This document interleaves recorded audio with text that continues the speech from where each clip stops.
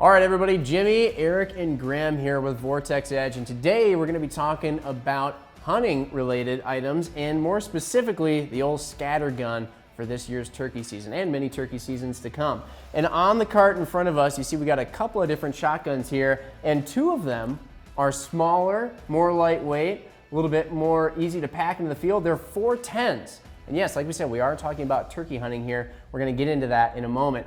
And then over on the side, we also have your old classic Remington 870 12-gauge shotgun, which many of you will be taking into the field this spring or something very similar. But Eric and Graham, you guys have been on a mission to try and prove the viability of the 410 as a turkey gun this year especially. Yep. And there have been a few things that have really sparked your interest and gotten this whole thing supercharged. We did a little bit of patterning with the shotguns to try and do a proof of concept here, and we're going to go into that again, like I said. But first off, why don't you guys just explain real fast why you've been so interested in the 410 as of late? Yeah, for sure. So I think the biggest thing that got us super hot to trot on the 410s is this little guy here.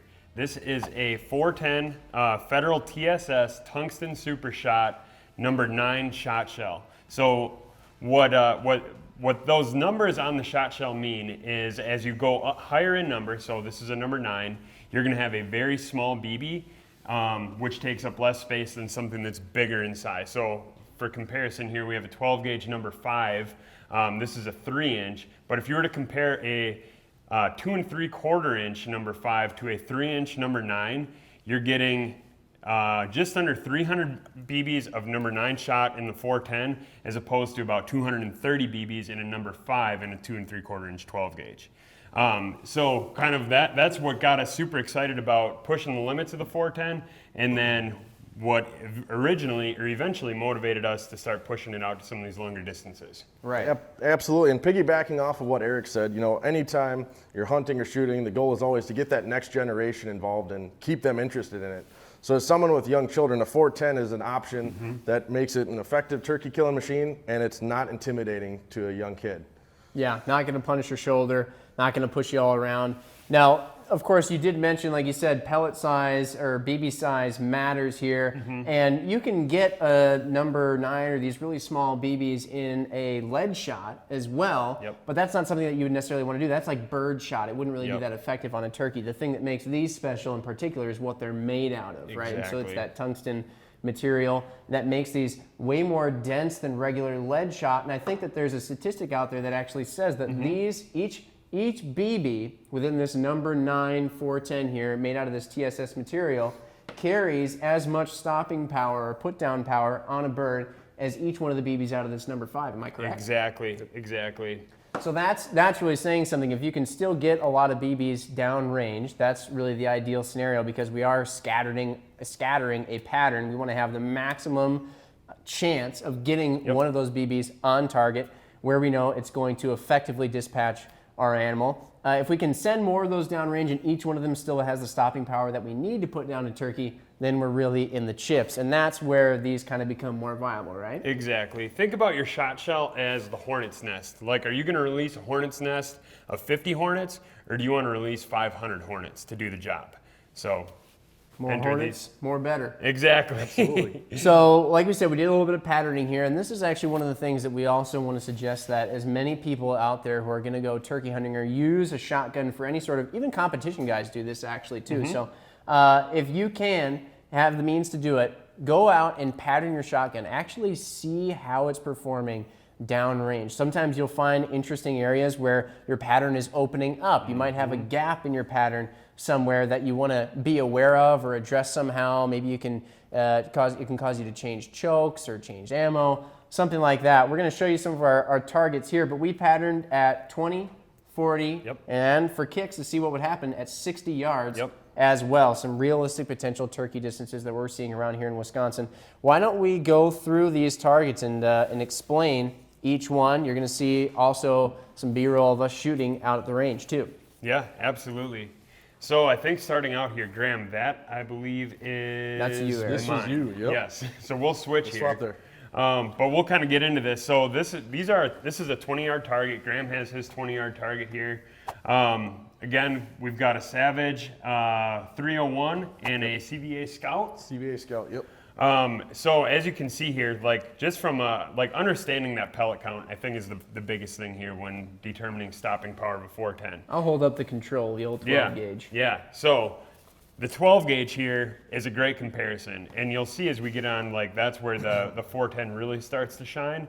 Right here, we've got 42 pellets in the kill zone on this turkey. You can see the pattern was actually off just a little bit. We made a quick sight adjustment there. Graham? Yep. This one had 69 pellet counts in the kill zone. Mm-hmm. Yeah. So for comparison, what does a 12 gauge have here? Well, the 12 gauge has 60. 60. So actually, Graham's 410, which was more zeroed, more dialed, put 9 more pellets in the kill zone at 20 yards than the 12 gauge did. Mm-hmm. Absolutely. And you can tell, again, just as a testament to patterning your shotgun too, if you're going to be using a red dot on it or something like that, which are very, very effective on turkeys when you have that small, precise point that you're trying to get, we were able to find little areas like Eric's shotgun appeared to be patterning a bit to the left. We were able to make that adjustment. But yeah, all good points. You can see that these pellets are indeed larger that are making it to the target on the 12 gauge, but there are so many still with the 410. Why don't we move on to 40 yards, show what happened there. So I think the biggest comparison here, the biggest like qualifying fact that needs to be made is we're comparing a premium 410 load to a very run-of-the-mill 12 gauge load. This isn't, you know, if you were going to do a true apples to apples comparison and do a TSS 12 gauge versus a TSS 410, the 12 gauge would certainly outperform the 410. Yeah. What we're kind of showing here is if you're just running your run-of-the-mill, running into your local dealer, grabbing a quick turkey load and, you know, unscientifically heading to the woods, this is kind of what you can expect. So here we made that slight sight adjustment on my 410. We've got 17 pellets in the kill zone. Got 34 with mine. And with the 12, it looks like we have 12. Yeah. So now this is where it gets really interesting though, is you will kind of start to see, and this is where, you know, I think you need to start comparing different choke tubes. So Graham, you have a different choke than I have in my gun. Correct. Yep. So that's where you'll want to, like if you were gonna run, for example, that Savage 301, you would probably want to start experimenting with some different chokes here. You can see there's a little bit of areas where it's, you know, patterning a little bit lighter compared to Graham's that seems to be more distributed throughout the... Flip it around, like you said, look at the back of the target instead of the front. You can really see where you're having some gaps. And kind of funny enough, right there in the middle was a big gap. Right. Yep, exactly. And so, you know, you're able to find these things, and you got another big gap kind of over here. That's technically to the right if we're looking at it backwards here. But yeah, we're able to sort of find that and determine, you know, maybe you want to try different chokes or something like that. Exactly. So again, I mean, when you see the 12 gauge there, you can see the size of those BBs, and that just that there are a lot of them that are pretty distributed throughout that target. Yep. So now we get into 60 show what happened yards. at 60. Fun part. Yep. Some people might be thinking you were shooting a shotgun at 60 yards, but actually when you see 60 yards, when you're out there patterning a shotgun, you realize it's not all that unlikely to, you know, find a turkey that pops out at around 60 yards.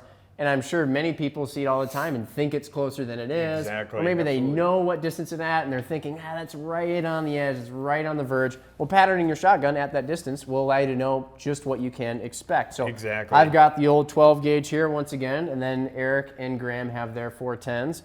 And we've got a bit of a telling story here. This is rather interesting to find. This is super interesting. So we've got 7 pellets in the kill zone in the Savage 410. 2 in the CVA. 1 with the 12 gauge. And I'm going to even say with that 1, it's kind of, I mean, most of our kill shots that we were saying would consist of it. We're looking right here along the spine, kind of right up into the head area. And this one's borderline. Yeah, exactly. Depends on the size of the turkey and how broadside it is. I mean, I think that's a really good point because, you know, understanding what your shotgun is doing at these various distances, especially when you get out to 60 yards, I think is really important. You know, we're not advocating for running out there starting to sling 60-yard shots at birds without knowing what your gun is doing. There's definitely guns and load combos out there that make 60 and beyond, in some cases, a viable distance. But here, what is interesting is, you know, you look, you've got 7 BBs scattered throughout the bird here. You've got 2 on Graham's and 1 on the 12 gauge. So you can see how opened up that 12 gauge gets. And I think what we're seeing there is just a testament to the kind of loads that we were shooting again. For sure. And we ended up coming back to, just for the record, we don't have the targets out here, but we did come back to 50. We looking at these groups, we thought, technically we got it done with the 410s here at 60 probably, but what's our really comfortable range? We brought it back to 50 and actually saw quite a difference, quite a lot more pellets on target. And that's another thing as well. You sort of find what range you feel most comfortable at. Yep. And again, we do understand that if the 12 gauge were shooting TSS, this story would be a bit different. Right. But like Eric said, this is a proof of concept. Yeah, exactly. Fancy new 410s versus the old standby 12 gauge. Is it a viable option? Right, exactly. And I think that's the biggest takeaways here were that the 410 is super maneuverable, super comfortable to shoot, very light recoiling. Just shooting the 12 gauge is something that is almost a punishment on your shoulder. And whereas if you just compare B-roll here of like shooting a 12 gauge, it's like nothing. Exactly. Yeah. And then you go to the next clip of shooting a 410, like you can see the recoil right there is illustrated right in front of you. Mm-hmm. But yeah, I mean, I think the big next steps here for someone who might be kind of following along is, first pattern your gun, figure out what loads you want to shoot. If you are shooting a 12 gauge, there's a ton of great loads on the market that will push your 12 gauge out to 60 yards and beyond. So that is definitely something to keep in mind.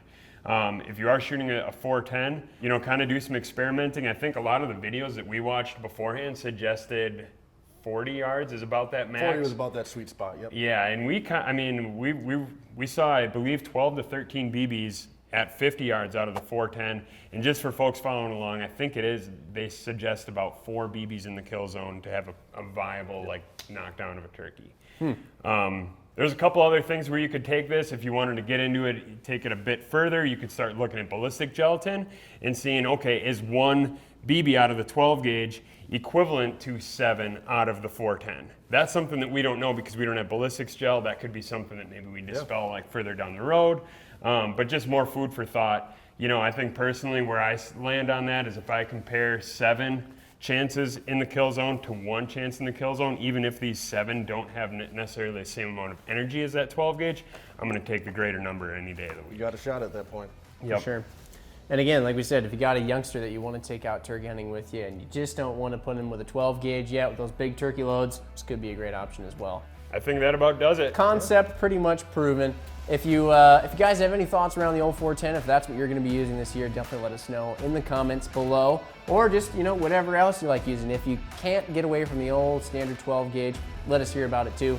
And if you like the video, give us a like. Also subscribe to the Vortex Edge YouTube channel. We would really appreciate it. We're going to have plenty more videos coming for you guys. We'll see you on the next one.